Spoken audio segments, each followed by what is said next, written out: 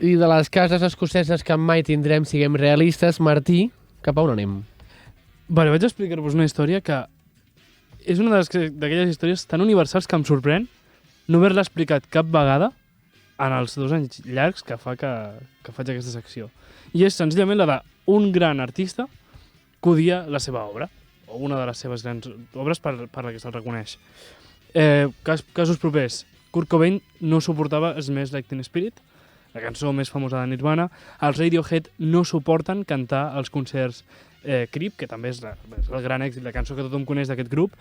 Doncs resulta que a Botticelli, que és un pintor renaixentista del 400, probablement és un dels més importants de l'època, li va passar exactament el mateix amb El naixement de Venus, que és aquest quadre tan famós d'una dona nua que neix d'una petxina. És un dels quadres renaixentistes per excel·lència. Això està als Uffizi? Això està a la Galeria dels Uffizi, sí. De fet, Florència. Aquest quadre i La primavera, que són els 2 quadres per qui ell té més reconeixement, en va renegar tota la vida. I vinc a explicar-vos per què. Resulta que Botticelli va néixer en una casa de la petita burgesia, era el més petit de 4 germans, els seus 3 germans eren bastant més grans que ell, i quan ell va néixer, ells ja eren persones de gran èxit, en diverses professions. Eren banquers, eren galens, eren persones que venien d'una família de la petita burgesia i que tots havien aconseguit escalar en la societat. Què va passar? Ell era un nen més feble, li costava tot més, però, tot i així, va sentir com l'obligació de tirar endavant. I què va fer? Va hiperespecialitzar-se i va acabar entrant a l'escola de pintura d'un frare que es deia Filippo Lippi, que era el millor en fer frescos en esglésies.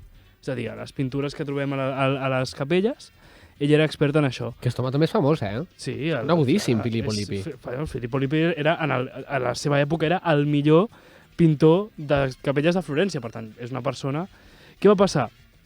Que ell, com el seu alumne predilecte, als 25 anys ja tenia un nom, i de fet era la mà dreta de Filippo Lippi a l'hora de pintar diversos frescos, fins al punt que el 1481, quan ell tenia 41 anys, el que va fer és que va ser convidat pel Vaticà a pintar el que acabaria sent la Capella Sixtina, i que, com tots sabem, va acabar amb Miquel Àngel.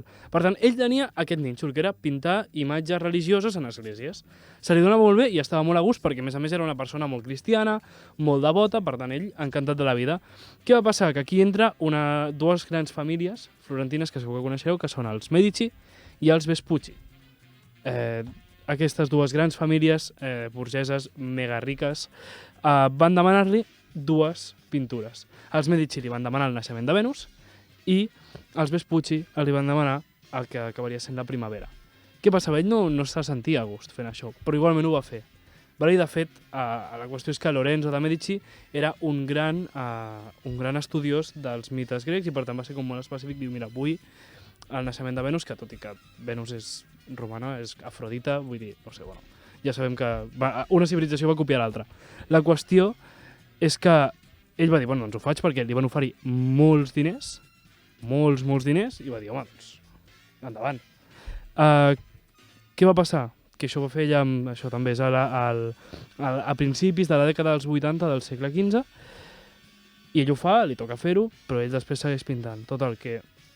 les poques coses que se saben d'ell és que en un diari explicava que no suportava el fet de saber que havia pintat una cosa tan obscena com la Venus, com El naixement de Venus. Per tant, la primera gran obra de mitologia grega de la història del Renaixement, que sapigueu que el seu autor l'odia. Curiós, eh? Fins aquí, però vaja, que és una història que crec que és universal, però tenia ganes d'explicar-la, doncs mira, amb una pintura que per cert m'encanta. Qui hauria dit que El naixement de Venus i La primavera serien pintures comercials?